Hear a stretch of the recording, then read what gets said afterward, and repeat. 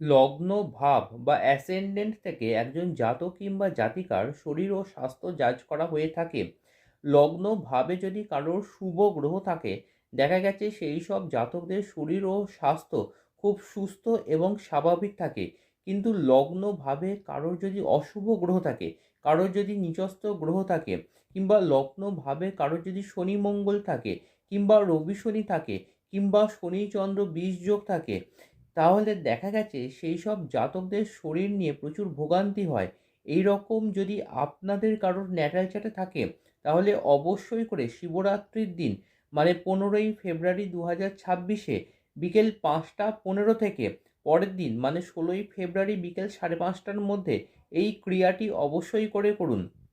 কোনো দেবাদিদেবের ছবির সামনে অথবা কালো শিবলিঙ্গের সামনে এই মন্ত্রটি অ্যাটলিস্ট 504 বার জপ করুন। মন্ত্রটি হচ্ছে ওং হ্রিং বাম বাম বটুকায় আপদ উদ্ধারণং কুরু কুরু বটুকায় হ্রিং ওং নম শিবায়। ওং হ্রিং বাম বাম বটুকায় আপদ উদ্ধারণং কুরু কুরু বটুকায় হ্রিং ওং নম শিবায়।